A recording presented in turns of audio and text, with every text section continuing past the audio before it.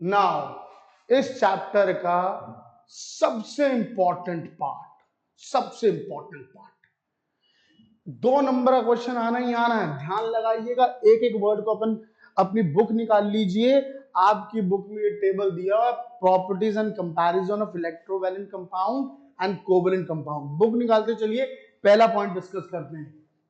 Electrovalent compound, covalent compound का पहले सबसे पहले देखते हैं nature.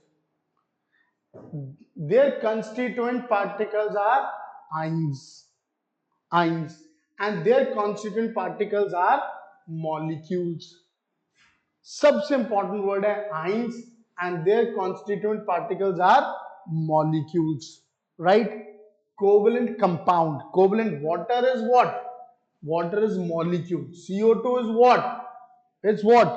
Here two or more atoms, they combine and they form molecule, right? ये molecule है. Constituent particles are molecule, constituent particles are ions. NaCl is made up of what? Ions, right? Next, they are hard solid. Ionic compounds, कभी नमक कैसे देखा? Hard solid. Sir, why they are hard solid? आपको reason के साथ बताना है.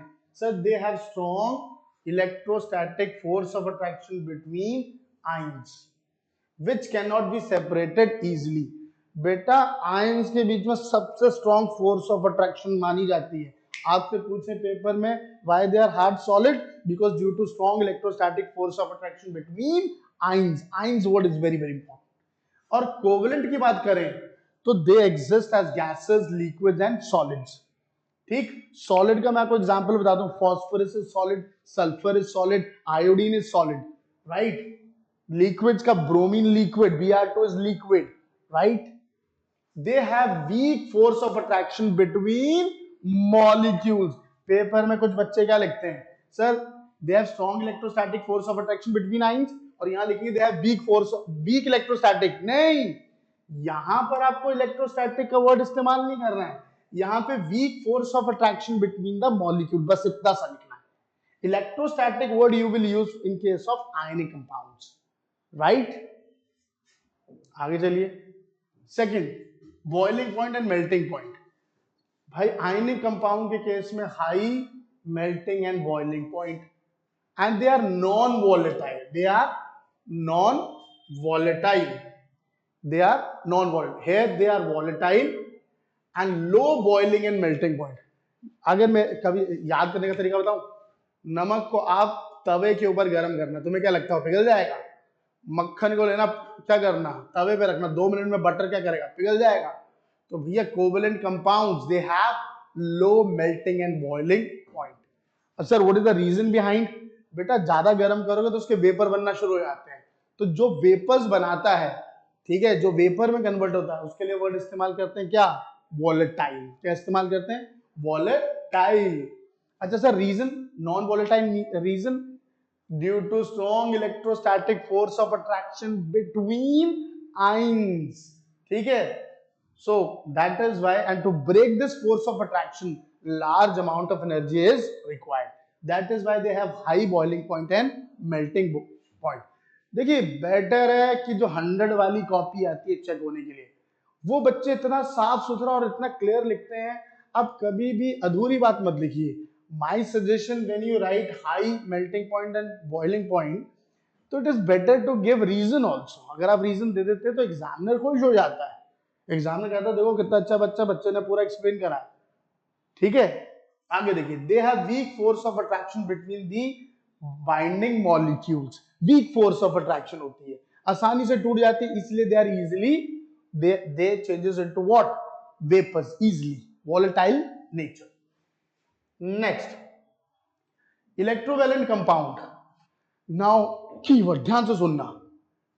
दे do not conduct electricity in solid state. Solid state में बिजली कंडक्ट नहीं करेंगे. सर क्यों नहीं करेंगे? Because due to strong electrostatic force of attraction between ions. ये आधी बात हो गई. Due to which there is no movement of ions. Electrostatic force of attraction between the ions in the solid state are very strong, and there is no movement of ions.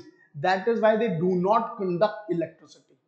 But when you take ionic compound and you dissolve in water, जब आप उसको पानी में dissolve करते हैं तो हम उसके लिए वर्ड इस्तेमाल करते हैं aqueous state. Now aqueous state में they can freely move due to the presence of free ions. फिर एक वर्ड और होता है कौन सा, मोल्टन स्टेट. मोल्टन स्टेट में उनकी जो फोर्स ऑफ अट्रैक्शन वो कम हो चुकी होती है and they are free to move. कौन, आयंस. तो आपको क्या लिखना है, they are good conductor of electricity in fused, fuse का मतलब मोल्टन स्टेट, और इन aqueous state. They are good conductor of electricity in which state? In fused or in aqueous state. Why? Because sir, force, these forces weaken in the fused state or in solution state, hence ions become mobile. कहने का मतलब ये है कि aqueous state में और molten state में their ions can move, they are free to move, that is why they conduct electricity. But आप इसके केस में क्या लिखेंगे, they are non conductor of electricity in solid, molten और aqueous state. Why? Due to the absence of free ions. They generally they contain molecules. अच्छा, आप एक word लिख लीजिए, generally. Generally covalent compound do not conduct electricity. Why? Because due to the absence of free ions. बस इतना लिखना, you will get marks, right. अब आ जाइए dissociation. Just now I've told you electrovalent compounds are composed of ions. In solution these ions become mobile, or in molten state these ions dissociate. Remember, just now I've told you कि ionic compound में dissociation word is used, but in case of covalent compound, okay, ionization in solution takes place. Like, ध्यान से सुने, on passing electric current non-polar covalent compound do not ionize. Non-polar compound की बात नहीं कर रहा हूं, polar covalent compound, okay, they change into ions.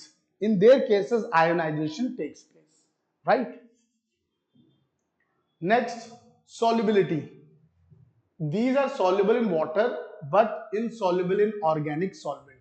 नमक को पानी में डाला घुल जाता है, नमक को तेल में डालो क्या घुल जाएगा? नहीं घुलेगा. ठीक है, तो आप पूरी बात लिखना, ये मत लिखना कि it is soluble. अरे soluble in what? Soluble in water and insoluble in organic solvent.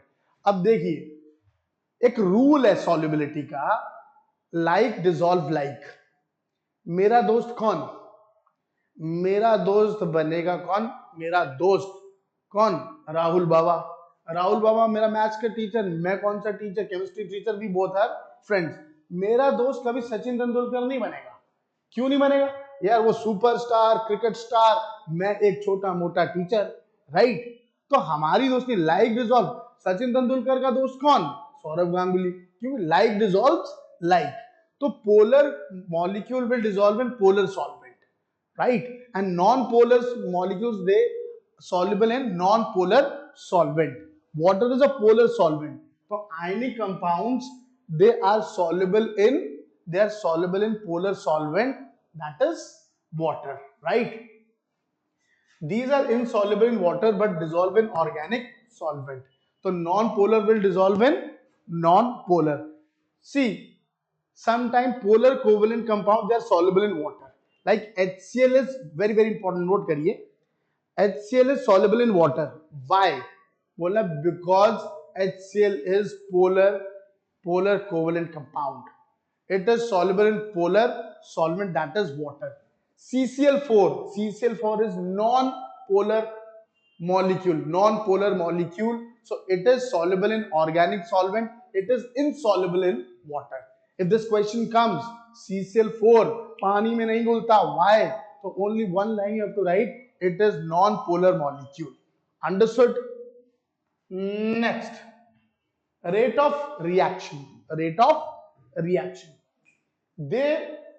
देखिए, आयनिक कंपाउंड्स में क्या होता है, वो आयंस में टूटे, ऑलरेडी आयंस में रहते हैं. जैसे आप दूसरा आयनिक कंपाउंड डालेंगे वो तुरंत क्या करते हैं, रिएक्ट कर जाते हैं. यहाँ पे रेट ऑफ रिएक्शन क्या होता है, फास्ट. जैसे NaCl है, उसमें आप AgNO3 मिला दो, on the spot you will gate white precipitate. ठीक, क्योंकि दे आर ऑलरेडी आयंस, उनको तो बस कंबाइन करना होता है. लेकिन कोवेलेंट कंपाउंड में क्या होता है, जो पुराने बॉन्ड होते हैं, नए बॉन्ड और पुराने बॉन्ड, पुराने बॉन्ड को तोड़ने में वक्त लगता है और नए बॉन्ड को बनाने में वक्त लगता है। जैसे आप कर्ड, दूध से दही बनाना हो तो 1 घंटे 2 घंटे 3 घंटे लग जाते हैं। तो इन covalent compounds the speed of the reaction is slow and here the rate of reaction is fast. What is the reason? Since free ions are easily formed in the different solution, they unite very fast forming compounds. And what here you will write, in covalent molecules old bonds are broken and new bonds are formed, thus the reaction is slow between covalent compounds. बस आपको ये याद रखना है, ठीक। और अब आइए इस चैप्टर के लास्ट पार्ट पे चलते हैं। एंड ये क्वेश्चन तो बड़े ही इंपॉर्टेंट है, आने ही आने, आपको रट के जाना है। And what is that? What is lone pair of electron? A pair of electron which is not shared with any other atom is known as what? Lone pair of electrons. A pair of electron which do not take part in the bond formation, they are known as lone pair of electrons. Sir अभी आपने example दिया था, ये nitrogen molecule देख रहे हैं, इनको क्या कहते हैं? इनको बोलते हैं लोन पेयर। क्या कहते हैं इनको? They are not involve in the bond formation, they are called